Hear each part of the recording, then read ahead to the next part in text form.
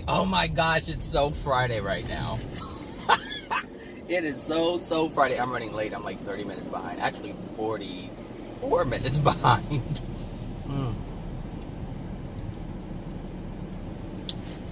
Sorry, I had to get some of this delicious water. So I hope everyone had a wonderful week. So today I'm going, well, I'm not sure actually. There's a bunch of things I wanted to talk about, but I guess I can put them in the video. But I'm not sure of the main topic. I think it can be a restriction. I'm making tons of Instagram posts, and so they are they're beginning to be the source of my topics. So, which makes it much easier. I don't have to write stuff down. I just have to open Instagram and like, what did I post? So yeah, restriction is one of the things I think is a good topic. Another one that I had as I was cleansing my body in the shower was the difference between a gift and a law, and why I believe they are viewed as such. But we'll get to I can incorporate that. I mean, it's the same thing because we're talking about restriction of free will. So restriction of free will. So everyone knows, I think everyone knows, that free will is a gift. And that is something that everyone has. Everyone has been given that gift of free will. However, that free will can be restricted. Not completely taken away, but temporarily restricted. And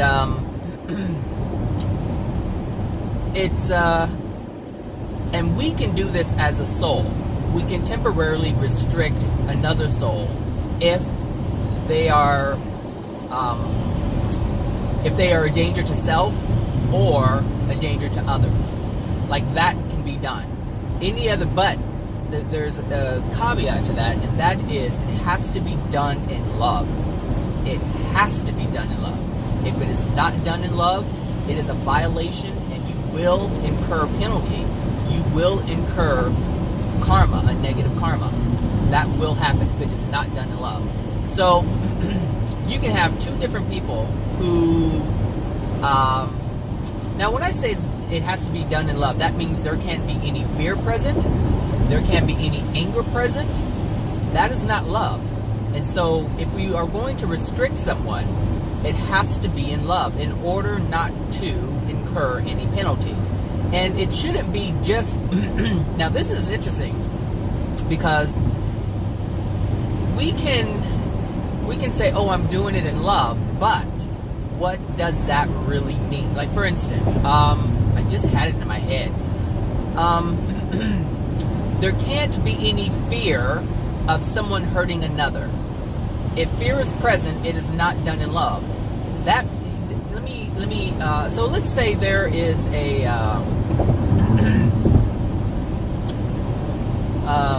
okay, let's take one of the examples actually I used in my Instagram post was an autistic child.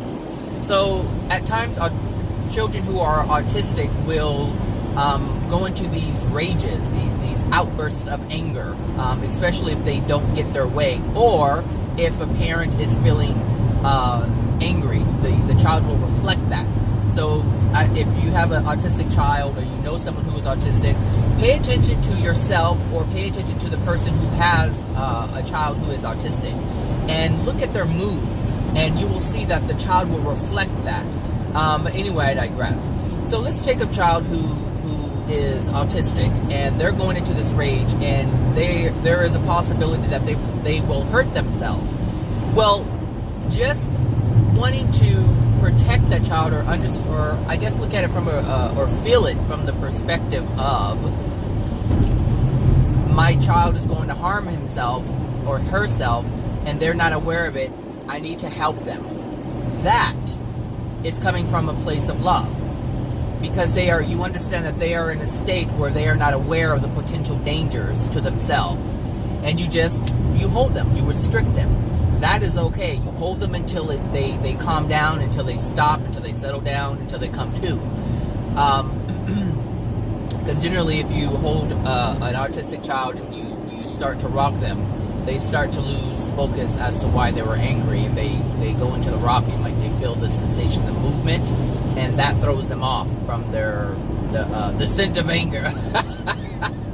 It throws them off, So that's one of the things you can do. However, if you're like, oh my gosh, they're going to break this, or oh, they're going to hurt the other child, if you have a fear of those things, then that's not in love. You are no longer focusing on the love of the child. You're focusing on the fear of something else, the fear of someone else being harmed, the fear of them injuring themselves. See, that's the difference. You don't want to look at it as, oh my gosh, they're going to hurt themselves and be afraid of them hurting themselves. What you want to do is come at it from a loving perspective, a loving place. And that loving place is, my child is not aware of what's going on right now. Let me help them. That is something that is completely different. So when we restrict a person, and it's interesting because, I work at a psychiatric hospital, and we have an inpatient unit for both children and for adults. And, well, where I work, all I know is they are incurring negative karma. They are incurring negative karma. Because there's, oftentimes nurses will get angry at the child and restrict them because they're acting out. And that's something completely different. When you're angry because a child is not acting what you believe or see as appropriate, then you'll get angry and want to restrict them. That is a violation because it's not done with love. We have to understand that the universe is created in love. All of the laws are geared towards correction if love is not present. So if you're angry at a child because a child is acting out, even if they have a mental illness, you are going to be penalized for that because you're not coming from a place of love. However, there are very few, and I mean very few, nurses on psychiatric units who actually understand. But that's only because of the condition of their soul and their perspective and how they view things. Like, if some nurses understand on the unit, they understand that these children are not aware, they're not capable of controlling themselves, and so they restrict them so that they don't harm themselves. But it's not coming from a place of fear. They just simply understand what's going on. Now that's something completely different. Like, oh, you know what? Get the straps. You can tell in the energy within you and how you express yourself. Feel your feelings, feel your emotions that are within you. If you are, it doesn't matter whether you're a nurse or not. If you have regular children, understand if you're angry and you want to restrict them. Understand, like, when you give punishments and when you ground your child and like, you can't go out for a week, it's in anger, it's not in love. You're not trying to teach them, you're trying to punish them. And that's a difference, and that's how you incur karma. But if you sit your child down and explain to them what they're doing and the potentials of harm or danger that can come to them, and let them know, because you have done this, I'm going to restrict you from doing this until you have learned. And I need to hear from you what you have learned from this. Does that make sense? So there's a way to teach a child or handle a situation in love by restricting them, and there's a way to restrict them that is not in harmony with love. And this is what we have to come to learn, is when we are using because we have that ability, we are given that power to restrict. Like, the Creator has given us that power in order to assist those who are not consciously aware of what they are doing. We can do that because the goal is to live an existence without pain. If we can prevent someone else from using their will inappropriately, because that's the thing, is we're given the gift of free will. But if we are using that will that is out of harmony with love, we have the ability and the right to restrict someone else. However, like I said, it must be done in love. If it is not, you're in trouble.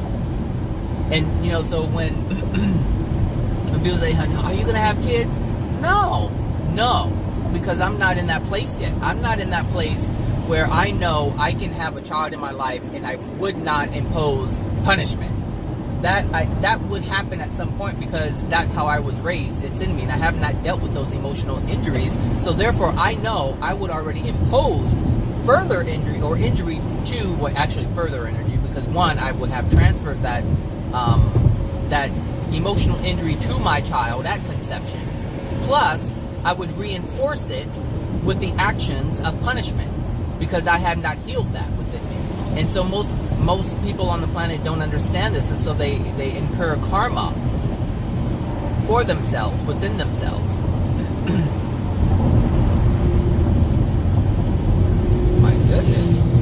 He's just weaving in and out. But these motorcycles are so dangerous. They just, I mean, they're on two wheels, they are exposed, and they don't care about themselves the way they be bobbing and weaving in and out of traffic. You see, that just, look, you don't care about yourself, you won't care about anybody else. There you have it. Anyway, so, yeah, restriction. It is a gift. It is a gift that can temporarily be suspended. But the gift must be restored. It must be restored. So you cannot hold someone captive. That is never in love. You cannot hold someone captive. And sometimes, you know, people do this in relationships. They hold them captive. They don't allow them to roam. No, you can't go anywhere. I don't like the way guys look at you, or women don't want their men to go anywhere. Like, I don't want you looking at other women. I don't want you going here. I don't want you going, you need to be out here with your family. Blah, blah, blah. Like, all this stuff happens all the time. And you are restricting someone. You're restricting someone's free will outside of love. And you will incur penalty for that. So all you men who restrict your wives and girlfriends, and all you women who restrict your husbands and boyfriends, you're gonna get it. You're gonna get it. And, you know, the thing is, and you can see restriction play itself out even if we personally do not become involved as a soul. As you as you make choices that degrade your soul even further than what it already is, you will start to see that things are being taken away from you. You are restricted access to certain things. Your power is restricted. You're just prevented from experiencing certain things. Like, some people will lose their job. They will lose their family. They will lose their boyfriend or girlfriend. They will lose their children. They will lose possessions. Like, we are always restricted, or being restricted, if we are further degrading our soul. So restriction is something that is automatically imposed by the universe. And if I'm looking at it correctly, the laws are the thing that is restricting what we experience. It's restricting our pleasure. It's restricting our happiness. It's restricting our joy. That's all that it is. Because if we understand how we were created, which is in a state of perfection in the sixth dimension, which is, or what we know as the sixth dimension, that soul state, when a soul is in that state, that's how we are created, or that is the space that we are created in. But as we incur these,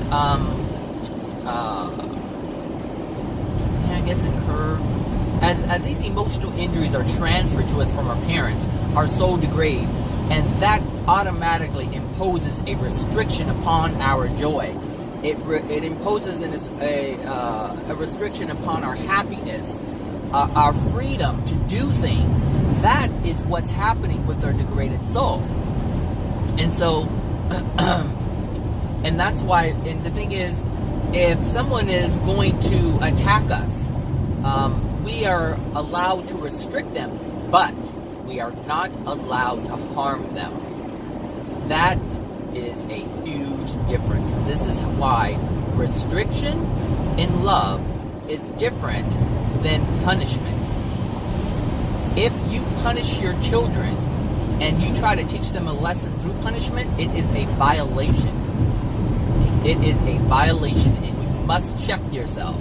You must understand what you are doing, and this is why it's important to know where we are emotionally, why we're doing things we're doing, why are we so angry, why are we doing things when we're angry, because you wouldn't punish your child when you're not angry. You only punish your child or anyone else when you are angry. It's the anger, and if it's done in anger, you shouldn't be doing it at all. You should, if you're angry, you need to stay to yourself and feel and experience your anger. If your child does something or someone does something to you, you don't hold on to the anger, but you just sit by yourself and experience the anger, and then allow the pain of what just happened to be experienced by you, so that you can feel it and release it, and then revisit what the other person has done, because at that point you're able to come from a different perspective, hopefully from a perspective of love. That makes sense? I know it makes sense. Well, I know it makes sense, but does it make sense to you? Oh man. So yeah, life imposes restrictions upon us all the time. Why do you think we get so frustrated? Because we can't do the things we want to do. Because we're restricted. Well, I can't buy this, and I can't buy this, and I can't go here. You're being restricted. But your soul condition is what's restricting you from your desires, from your passions. Like, I really love to paint, but I can't do that because I don't have the materials. Well, what in your soul is preventing you from having access to those materials? Because it's not money. It is not money at all. You can run into someone who, really, you can run into someone who had maybe a parent or a loved one who used to paint, and there's tons of painting material, tons of canvases and color and brushes and all this stuff. And you would run into someone and you would just have a general conversation, and like, oh, really? You love to do that? My mother was a painter, or my father was a painter, and that's all she did, and she has a room full of it. I don't paint. I've been, holding on to it, hoping to run into someone who can use it. And sure enough, you run into that person who has some materials. And this is the thing, you have to be aware that the universe works in ways that you cannot fully comprehend. The universe has an entire globe.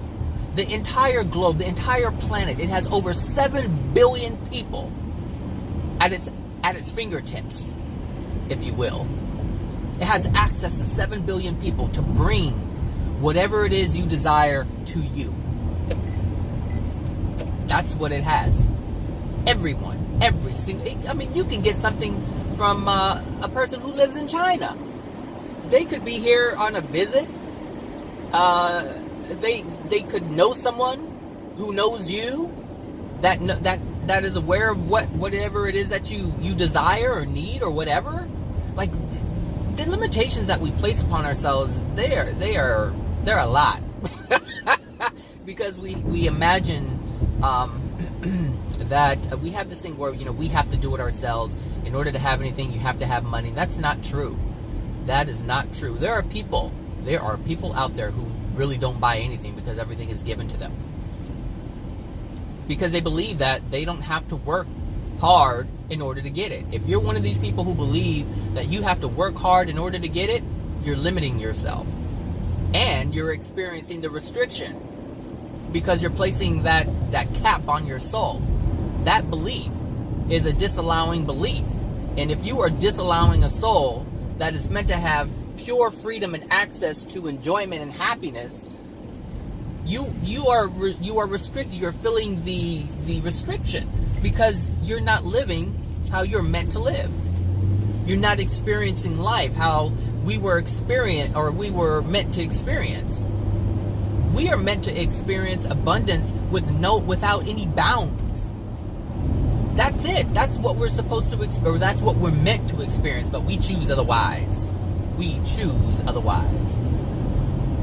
The soul really knows no bounds, but we place them upon our soul. We place these restrictions upon our soul unknowingly. People don't know how they do it, but it's these limiting beliefs. That's how we place restrictions upon our soul. We place this restriction upon our soul. The universe responds to that restriction and brings you lack.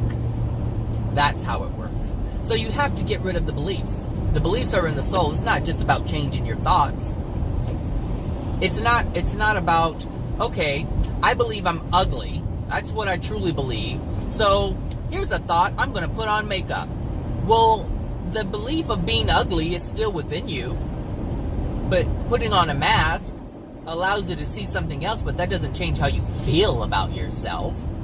I mean, really, you can have a low self-esteem, have a sense of low worth within you, and they say, oh yeah, let's go to this event, and they're like, oh, I don't have anything to wear, and they go, oh, I'll take you shopping, I'll pick something out for you, and they pick out this grand piece of whatever, whether it's a suit or a dress or whatever it is, and you sit in it, really just sit in it, feeling awkward and looking awkward.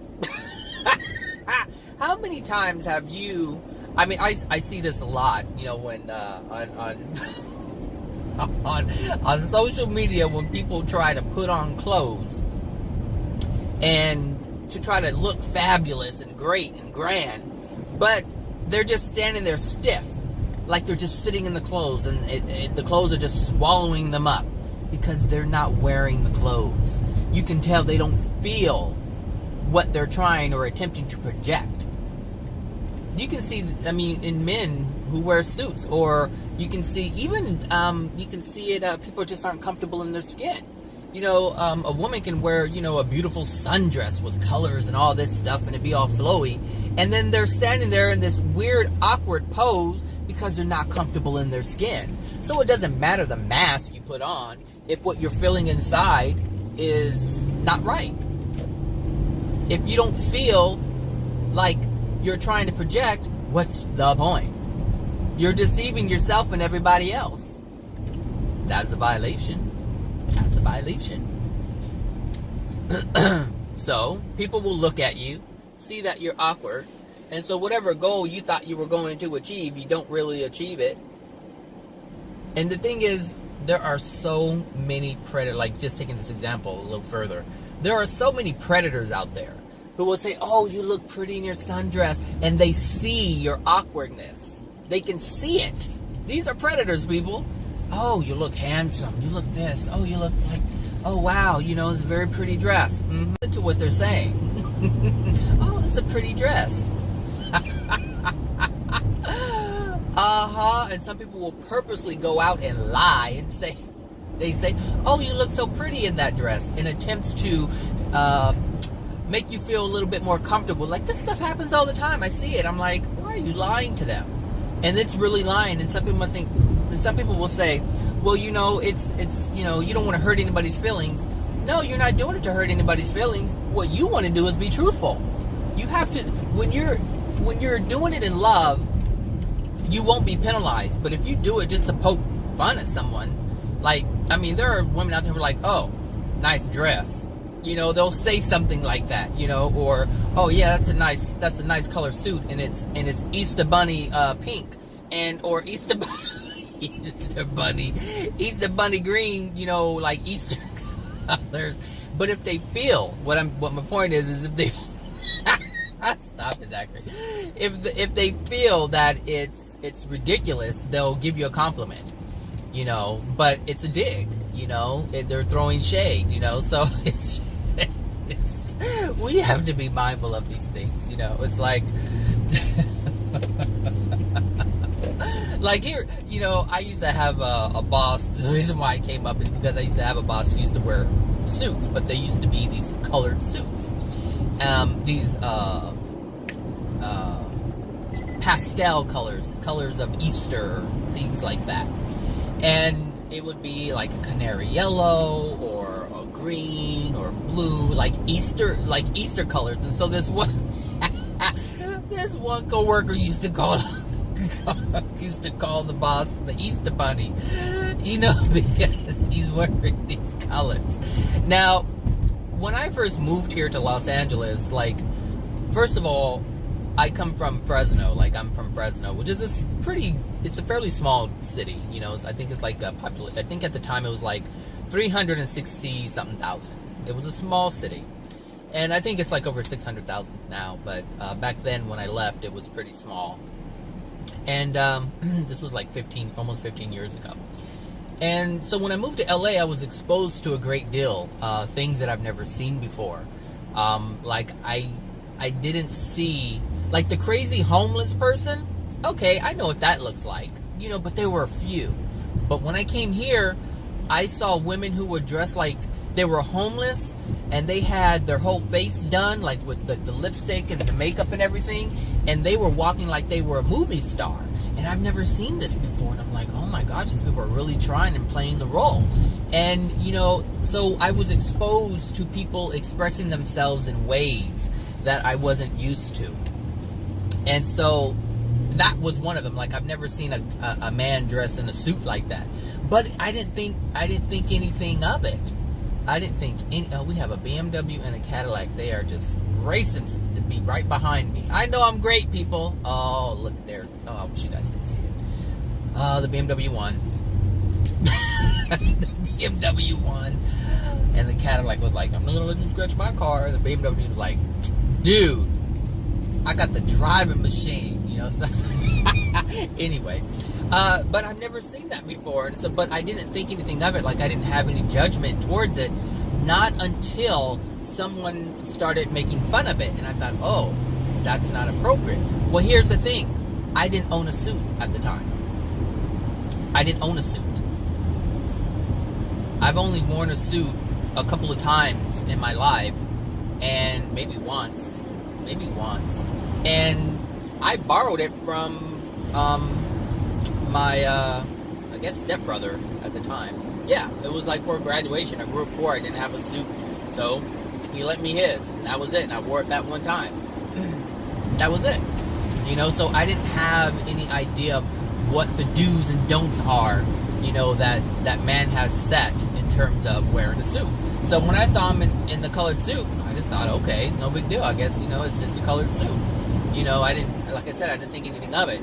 But it wasn't until the person started judging that person and making fun that this concept of, oh, he's dressed like the Easter Bunny. And then I was like, oh, we mustn't do that. You know, that's a bad thing. That's a wrong thing. But back before I knew what I knew now, I went along with it and thought it was, you know, a ridiculous thing. But, I mean, in actuality, in the beginning, I didn't think anything of it. I didn't judge the man for it. It wasn't until I took on the societal view of what people say is correct or isn't correct in terms of wearing a suit. And we do this all the time. We do this all the time. We take on someone else's opinion as being right or wrong, and we move forward with that. That's what we do, because we're always learning, we're always absorbing. But there comes a time when we have to stop doing that and start thinking for ourselves. Like right now, if someone made fun of someone else, I would not go along with it. If I see that someone is making fun of someone because of what they're wearing, you wouldn't see me engage in that. No, because I know better. I didn't know better before. So anytime you look at someone and say, oh, what is she wearing or what is he wearing, catch yourself, because you're degrading yourself.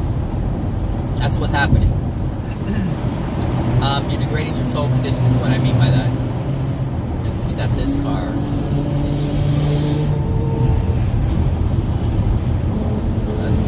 That's a car accident waiting to happen.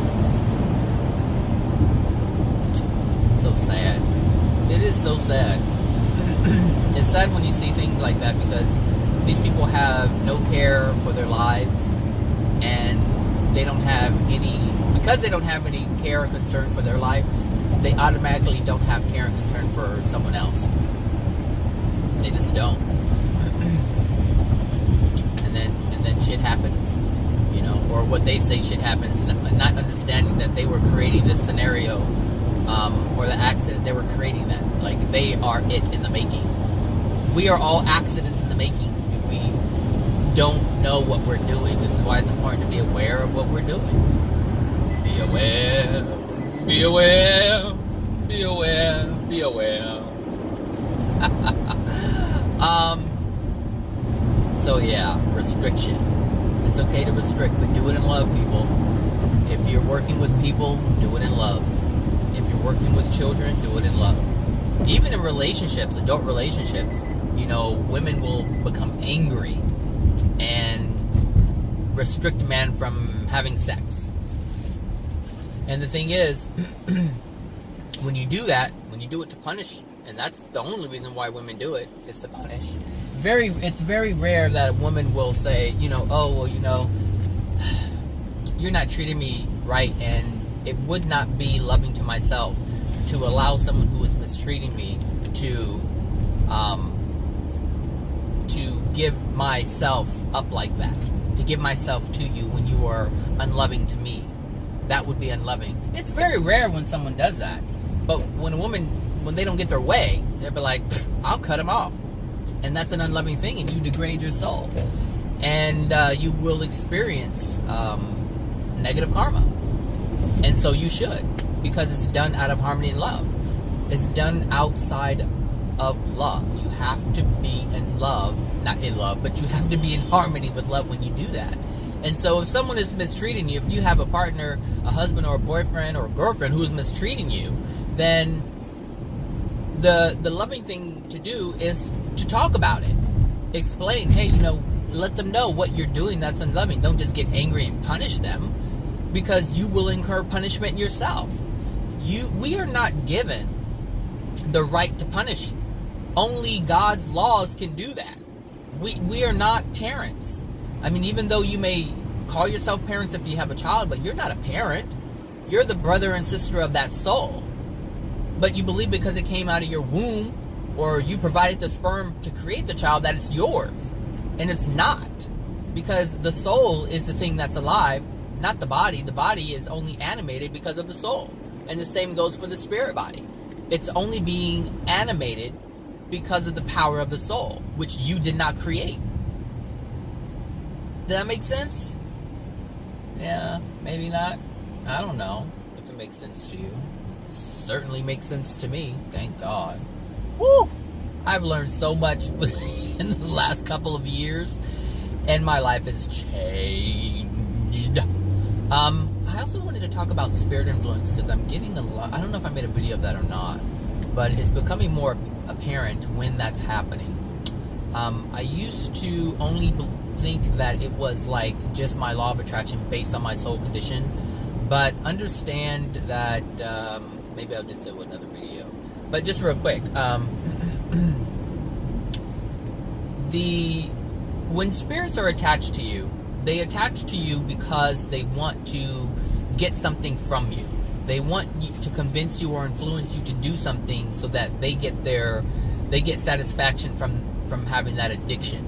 So they have an addiction. It could be smoking, it could be drinking, it could be sex, it could be whatever it is. It could be the feeling of jumping off of buildings, bungee jumping and skiing. It could be any of those things that they would influence you to do that is really not your free will, but it's in there, like it's in you to do these things, but they exploit it by influencing or pushing you, pushing the thought, pushing the feeling to do it, and which compels us to do things. When they do not get their addictions met, they will punish you. They will inflict pain upon you, whether it's a physical ailment or cause someone to do something to you. So someone else who has an emotional injury, I think I had oatmeal this morning. I won't buy breakfast because I had to buy lunch. I didn't bring any lunch. Let me get some of this coffee first. 1 second.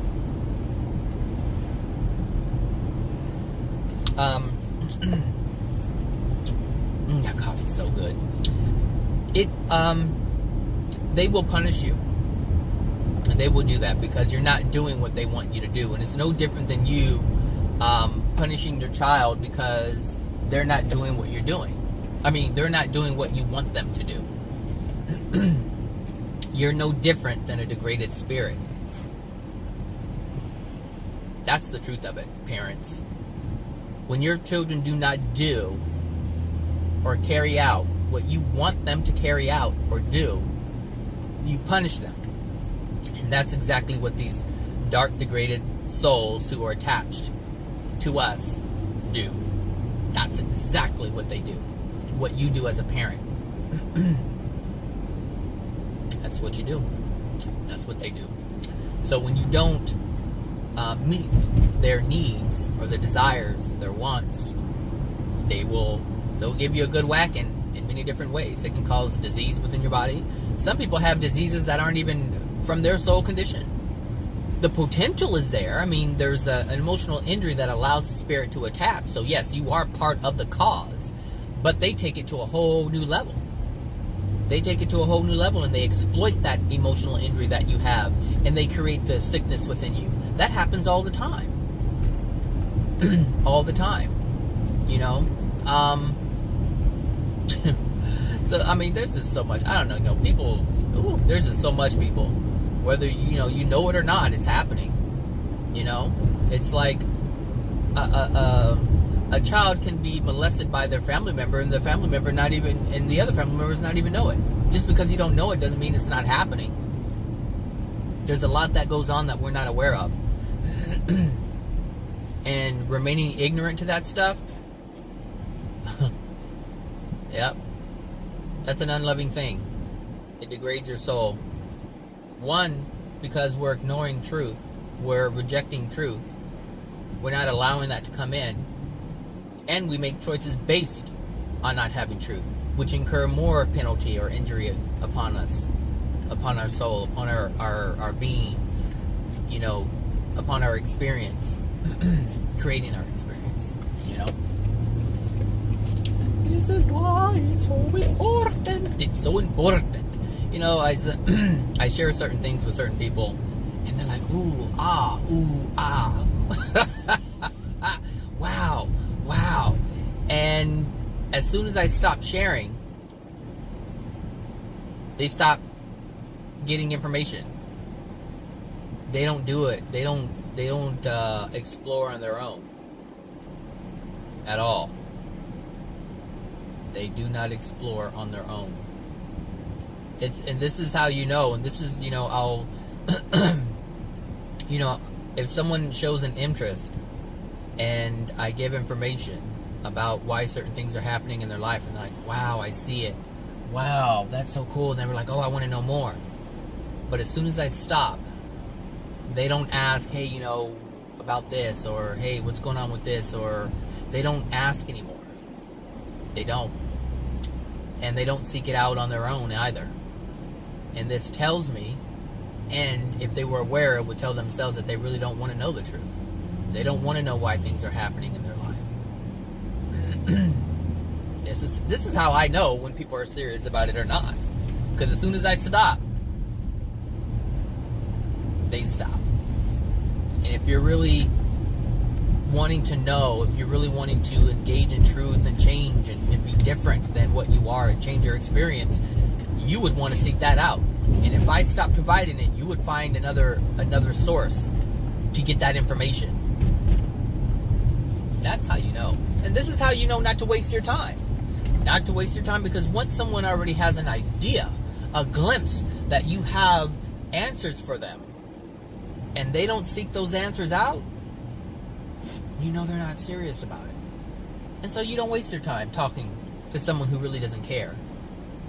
It's a great concept, but it's not on a soul level. They don't really want to know anything different on the soul level. It's just a thing to make them believe that they're helping themselves, or that they're interested in whatever you're saying. So don't waste your time. But that's how you know. That's how you know. You can share information all you want to all day long, but if people don't want it, they won't accept it. And as soon as you stop giving it, that's it. You won't hear anything from them anymore. Anyway, I hope everyone has a wonderful weekend. And I'll talk to you guys another time. I have some videos that I made that I haven't uploaded yet. I think like 2 or 3 of them. So I'll get those out as soon as I can. All right, everyone. Take care. Bye now.